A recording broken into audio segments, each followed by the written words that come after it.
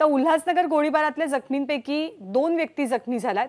यापैकी महेश गायकवाड यांची प्रकृती सकाळी स्थिर असल्याचं सांगितलं जात होतं, परंतु ही प्रकृती चिंताजनक असल्याची आत्ताची माहिती आहे। तर त्यांचा सहकारी राहुल पाटील यांची प्रकृती स्थिर असल्याचं कळतंय।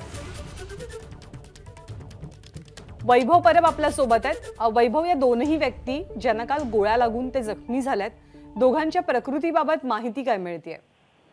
त्यानंतर आता जी माहिती आलेली आहे त्या माहितीनुसार महेश गायकवाड यांची प्रकृती आहे ती चिंताजनक सांगण्यात येत आहे। डॉक्टरांशी आपण त्यांनी जेव्हा सांगितलं की या संदर्भात महेश गायकवाड यांना साधारणतः व्हेंटिलेटरची ही वेळप्रसंगी गरज लागू शकते, त्यामुळे ही प्रकृती आहे ती चिंताजनक मानली जाते। आणि एकंदरीतच श्रीकांत शिंदे, एकनाथ शिंदे यांच्या कार्यकर्त्यांमध्ये देखील एक थोडंसं तणावाचं वातावरण पाहायला मिळतंय।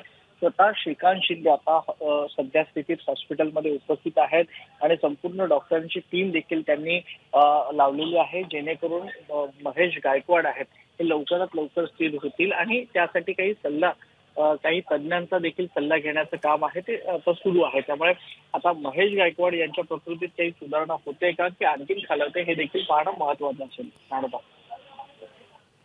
वैभव, वेळोवेळी अपडेट जाणून घेत राहू। तुर्तास धन्यवाद या माहितीबद्दल। एबीपी माझा, उघडा डोळे बघा नीट।